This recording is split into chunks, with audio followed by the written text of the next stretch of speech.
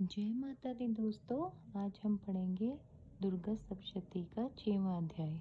मातंगी देवी का ध्यान करता हूँ। वे रतन में सिंहासन पर बैठकर पढ़ते हुए तोते का मधुर शब्द सुन रही हैं। उनके शरीर का वर्ण श्याम है। वे अपना एक पैर कमल पर रखे हुए हैं और मस्तक पर अर्धचंद्र धारण करती हैं और कुम्हार पुष्पों की माला धारण किए बीना बजाती हैं। उनके अंगों में कसी हुई चोली शोभा पा रही है। वे लाल रंग की साड़ी पहने हाथ में शंख में पात्र लिए हुए हैं। उनके वदन पर मधुर का हल्का हल्का प्रभाव जान पड़ता है और ललाट में बेंदी शोभा दे रही है। ऋषि कहते हैं, तदंतर शुभ की आज्ञा पाकर वे चंड मुंड आदि दैत्य चतुरंगिणी सेना के साथ अस्त्र शस्त्रों से सुसज्जित हो चल दिए। फिर गिरिराज हिमालय के स्वर्ण में ऊंचे शिखर पर पहुंचकर उन्होंने सिंह पर बैठी देवी को देखा। वे मंद मंद मुस्कुरा रही थी। उन्हें देखकर दैत्य लोग तत्परता से पकड़ने का उद्योग करने लगे। किसी ने धनुष तान लिया, किसी ने तलवार संभाली और कुछ लोग देवी के पास आकर खड़े हो गए। तब अंबिका ने उन शत्रुओं के प्रति बड़ा क्रोध किया। उस समय क्रोध के कारण उनका मुख काला पड़ गया, ललाट में भौहें टेढ़ी हो गई और वहां से तुरंत विकराल मुखी काली प्रकट हुई, जो तलवार और पाश लिए हुए थी। वे विचित्र खटवाक धारण किए और चीते के चर्म की साड़ी पहने नर मुंडों की माला से विभूषित थी। उनके शरीर का मांस सूख गया था, केवल हड्डियों का ढांचा था, जिससे वे अत्यंत भयंकर जान पड़ती थी। उनका मुख बहुत विशाल था। जीभ लपलपाने के कारण वे और भी डरावनी प्रतीत होती थी। उनकी आंखें भीतर को धुसी हुई और कुछ लाल थी। वे अपने भयंकर गर्जना से संपूर्ण दिशाओं को गुंजा रही थी। बड़े बड़े दैत्यों का वध करती हुई वे कालिका देवी बड़े वेग से दैत्यों की उस सेना पर टूट पड़ी और उन सबको भक्षण करने लगी। वे पार्श्वक्षरों, अंकुशधारी महावतों, योद्धाओं और घंटा सहित कितने ही हाथियों को एक ही हाथ से पकड़कर मुंह में डाल लेती थी।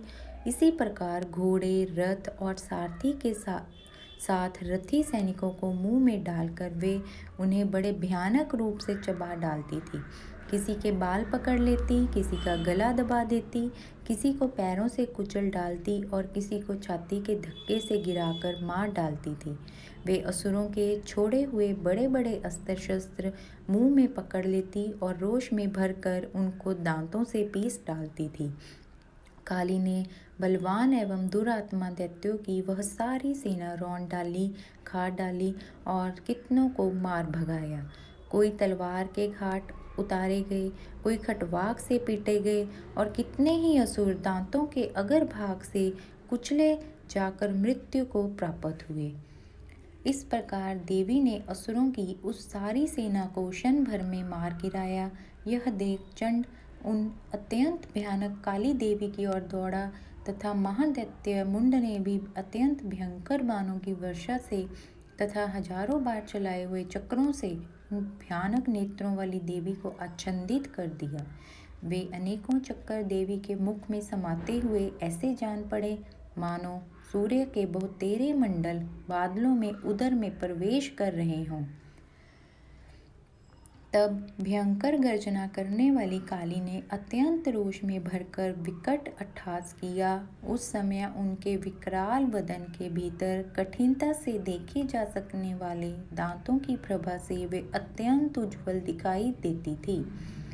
देवी ने बहुत बड़ी तलवार हाथ में ले हुम उच्चारण करके चंड पर धावा किया और उसके केश पकड़कर उसी तलवार से उसका मस्तक काट डाला। चंड को मारा गया देखकर मुंड भी देवी की ओर दौड़ा। तब देवी ने रोष में भरकर उसे भी तलवार से घायल करके धरती पर सुला दिया। महाप्रक्रमी चंड और मुंड को मारा गया देख मरने से बची हुई बाकी सेना भय से व्याकुल हो चारों ओर भाग गई। तदंतर काली ने चंड और मुंड का मस्तक हाथ में ले चंडिका के पास जाकर प्रचंड अट्टहास करते हुए कहा, देवी, मैं चंड और मुंड नामक इन 2 महापशुओं को तुम्हारी भेंट किया है।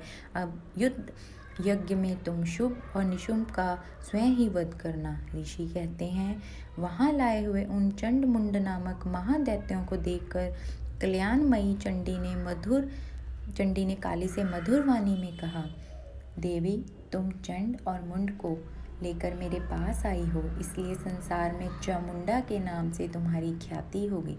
बोलो चामुंडा माता की जय।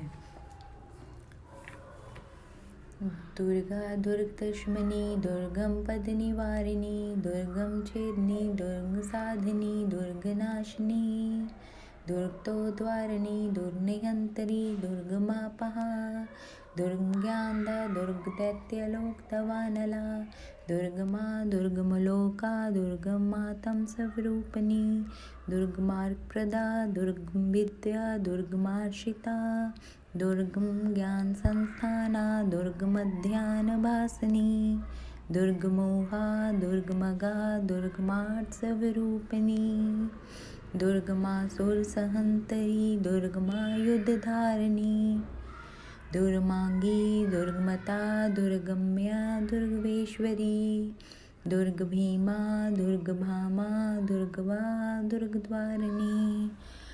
ओम चंडिका देवी को नमस्कार है।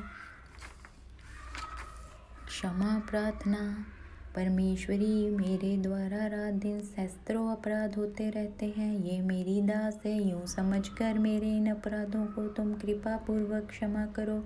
परमेश्वरी, मैं आवाहन नहीं जानता, विसर्जन नहीं जानता, पूजा करने का ढंग भी नहीं जानता। क्षमा करो देवी सुरेश्वरी, मैंने जो मंत्रहीन, क्रियाहीन और भक्तिहीन पूजन किया है वे सब आपकी कृपा से पूर्ण हो। सैकड़ों अपराध करके भी जो तुम्हारी शरण में जा जगदम्ब कहकर पुकारता है उसे वह गति प्राप्त होती है जो ब्रह्मादि देवताओं के लिए भी सुलभ नहीं है। जगदम्बिके, मैं अपराधी हूँ किंतु तुम्हारी शरण में आई हूँ। इस समय दया की पात्र हूँ, तुम जैसा चाहो वैसा करो। देवी परमेश्वरी, अज्ञान से, भूल से अथवा बुद्धि भ्रांत होने के कारण मैंने जो न्यूनता या अधिकता करती हो वह सब क्षमा करो और प्रसन्न हो। सच्चिदानंद स्वरूपा परमेश्वरी, जगन माता कामेश्वरी, तुम प्रेम पूर्वक मेरी यह पूजा स्वीकार करो और मुझ पर प्रसन्न रहो। देवी सुरेश्वरी, तुम गोपनीय से भी गोपनीय वस्तु की रक्षा करने वाली हो। मेरे निवेदन किए हुए इस जप को ग्रहण करो, तुम्हारी कृपा से मुझे सिद्धि प्राप्त हो। बोल दुर्गा माता की जय, अम्बे मात की जय।